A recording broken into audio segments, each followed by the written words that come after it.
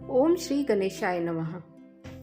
हिंदू नववर्ष के प्रारंभ होने के ठीक एक दिन पहले सूर्य ग्रहण लग रहा है, अर्थात चैत्र अमावस्या के दिन ये ग्रहण लग रहा है, जो 29 मार्च 2025 को लगेगा। सूर्य ग्रहण उत्तरा भाद्रपद नक्षत्र और मीन राशि में लग रहा है। उत्तरा भाद्रपद नक्षत्र स्वयं शनि का नक्षत्र है और मीन राशि जल तत्वीय प्रधान राशि है, जो भगवान बृहस्पति की राशि है। इसमें यह ग्रहण लग रहा है। भारत के समय के अनुसार दोपहर 2:20 से 6:40 सायंकाल तक ये ग्रहण का काल रहेगा। भारत में ये ग्रहण दृश्य नहीं होगा। इसके अलावा ये ग्रहण Canada, Greenland, north east Greenland, west Africa आदि देशों में ये दिखाई देगा। भारत में ये ग्रहण दृश्य नहीं होगा, इसलिए भारत में इस ग्रहण का कोई भी सूतक मान्य नहीं होगा, अर्थात सूतक से संबंधित कोई भी नियम नहीं माने जाएंगे। पूजा पाठ वगैरह सब वैसे ही की जाएगी। ग्रहण एक ब्रह्मांडीय संकेत है कि अब कुछ बदलाव देश में, दुनिया में होने वाला है और यह मौसम, जलवायु, प्रकृति के साथ साथ मनुष्यों को भी प्रभावित करेगा। ये ग्रहण समस्त राशियों पर क्या प्रभाव डालेगा और क्या कुछ नियम और क्या कुछ सावधानियां रखनी चाहिए, इसके बारे में मैं इस वीडियो में विस्तार से चर्चा करूंगी। नमस्कार, मैं एस्ट्रोलॉजर पूजा गुप्ता आप सभी को स्वागत करती हूं अपने चैनल वैदिक एस्ट्रो विद पूजा में। आइए जानते हैं कि 2025 का प्रथम सूर्य ग्रहण क्या प्रभाव लेकर आ रहा है। जब सूर्य ग्रहण लगेगा तो मीन राशि में ये ग्रहण लग रहा है, जहां पर 4 ग्रह पहले से विद्यमान होंगे। ये 4 ग्रह हैं बुध, शुक्र, चंद्र और राहु। जब ग्रहण काल होगा तो सूर्य देव भी इसी मीन राशि में जाकर प्रवेश कर जाएंगे, तो वहां पर पंचग्रही योग का निर्माण हो जाएगा। इसे ग्रहों की पंचायत भी कहते हैं, जो मीन राशि में बन जाएगी। और ग्रहण के तुरंत बाद शनि देव भी अपनी वर्तमान राशि कुंभ को छोड़कर मीन राशि में प्रवेश कर जाएंगे, जिससे मीन राशि में षडाष्टक योग का निर्माण हो जाएगा।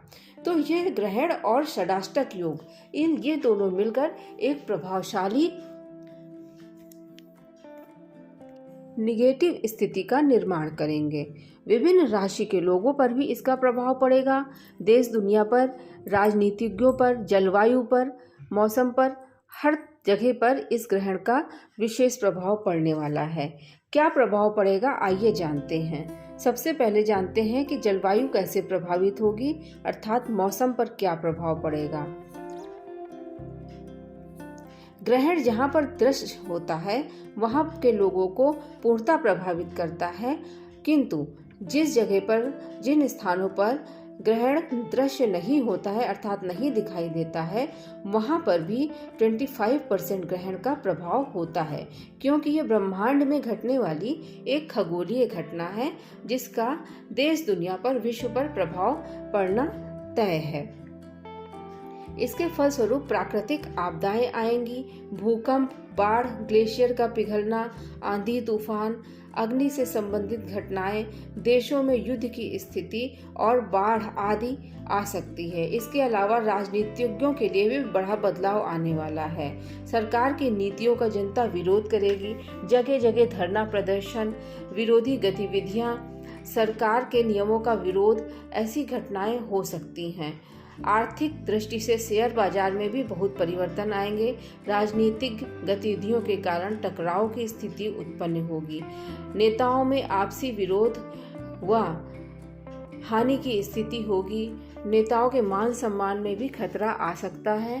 अतः राजनेताओं को भी विशेष ध्यान रखना चाहिए। इस ग्रहण के प्रभाव को नकारात्मक रूप से अपने ऊपर ना हावी करने दें और इसके लिए कुछ उपाय अवश्य करें। अब आइए जानते हैं कि इस ग्रहण का क्या प्रभाव विभिन्न राशियों के लोगों पर पड़ेगा। सर्वप्रथम मेष राशि के लिए, मेष राशि वाले जातकों को यात्रा करते समय नियमों का पालन करना चाहिए व अपने सामान का विशेष ध्यान रखना चाहिए। आपको व्यर्थ के खर्च नहीं करने चाहिए, व्यर्थ व्यय से आपको बचना चाहिए। वृषभ राशि के लोग अपनी वाणी का विशेष ध्यान रखें, सोच समझकर बोलें, वरना आपका विरोध हो सकता है। और सेविंग्स और धन का सही जगह पर खर्च करें और सही जगह पर अपने धन को सेव करें। मिथुन राशि के लोग कार्य क्षेत्र में आपको सही निर्णय लेकर अथवा फोकस करना चाहिए। माता पिता की सेहत का विशेष ध्यान रखें। पैतृक संपत्ति के मामलों का ध्यान रखना अति आवश्यक है। कार्य क्षेत्र में बदलाव की स्थिति स्पष्ट नजर आ रही है। आप अपने कार्य क्षेत्र में कुछ बदलाव करेंगे। कर्क राशि के नवम भाव में ये ग्रहण लग रहा है। नवम भाव भाग्य भाव है। आपका भाग्य प्रभावित होगा। आपको तीर्थ स्थान की यात्राओं से लाभ होगा। तीर्थ यात्रा, धार्मिक यात्राएं आपको करनी चाहिए। धर्म कर्म में आपको मन लगाना चाहिए, आपको रुचि लेनी चाहिए, इससे आपका भाग्य उदय होगा। पिता और दादा की सेहत का विशेष ध्यान रखना चाहिए। उनका आदर करें, मान सम्मान करें और उनसे आशीर्वाद लेते रहें। सिंह राशि के लिए ये ग्रह अष्टम भाव पर लग रहा है। सिंह राशि का स्वामी ही सूर्य ग्रह है, इसलिए सूर्य प्रभावित हो रहा है। जब राशि स्वामी ही प्रभावित होता है तो आपके व्यक्तित्व पर प्रभाव पड़ता है, आपके स्वास्थ्य पर प्रभाव पड़ता है। आपको यात्राएं करते समय ध्यान रखना चाहिए, बहुत सतर्कता से ड्राइव करनी चाहिए। कोई दुर्घटना अथवा चोट चपेट लगने की संभावना बन रही है। दूर की यात्राएं करने से आपको बचना चाहिए। कन्या राशि के लोगों के सप्तम हाउस में ये ग्रहण लग रहा है, जहां पर आपको अपने लाइफ पार्टनर या अपने प्रेमी प्रेमिका से रिश्ते में पारदर्शिता रखनी चाहिए, वरना किसी भी गलतफहमी के कारण रिश्ते खराब हो सकते हैं।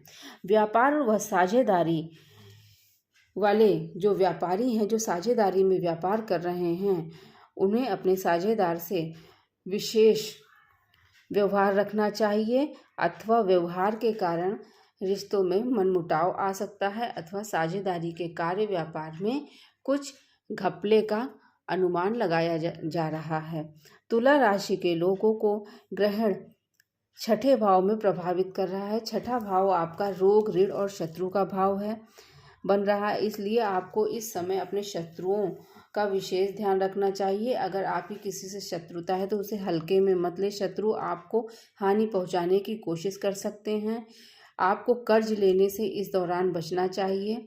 वह आपको अगर कोई भी स्वास्थ्य से संबंधित परेशानी है तो उसे टालिए नहीं, लापरवाही में मत लीजिए, तुरंत उपचार करवाइए।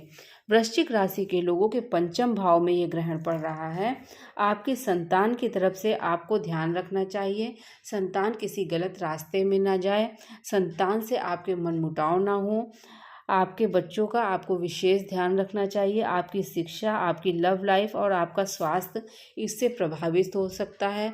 आपको सही निर्णय लेना चाहिए और आपकी इनकम भी इससे प्रभावित हो सकती है, इसलिए अपने कार्य क्षेत्र में, अपनी इनकम के सोर्स में आपको ध्यान देना चाहिए। धनु राशि के लिए यह ग्रहण चतुर्थ भाव में लग रहा है। आपको अपनी माता की सेहत का ध्यान रखना चाहिए। आपका मूड स्विंग्स हो सकता है, आपका मन अशांत हो सकता है, इसलिए मन के हारे हार है, मन के जीते जीत, इसलिए आपको अपने मन को संभाल कर रखना चाहिए। आपको अपना मन पक्का रखना चाहिए। उदासी में कोई गलत निर्णय नहीं लेने चाहिए। ओवर इमोशनलनेस में आकर आप कोई गलत कार्यों में फंस सकते हैं, इसका भी ध्यान रखना चाहिए।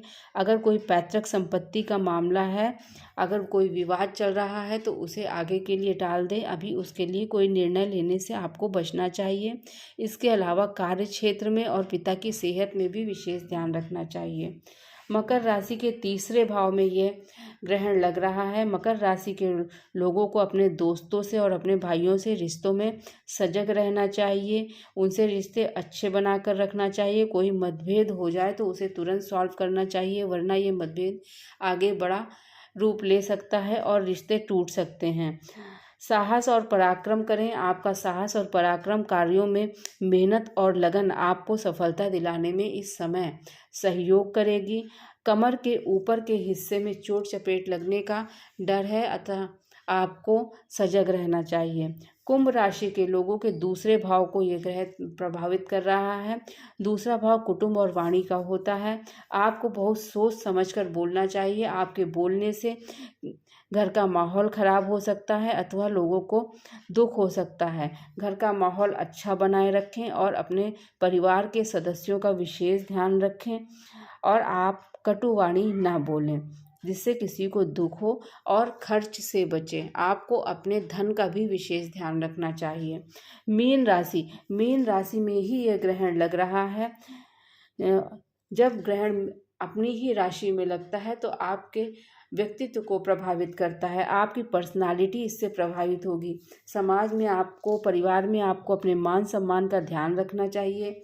आपको अपने स्वास्थ्य का विशेष ध्यान रखना चाहिए। बिजनेस व मैरिड लाइफ में सामंजस्य बना कर रखें।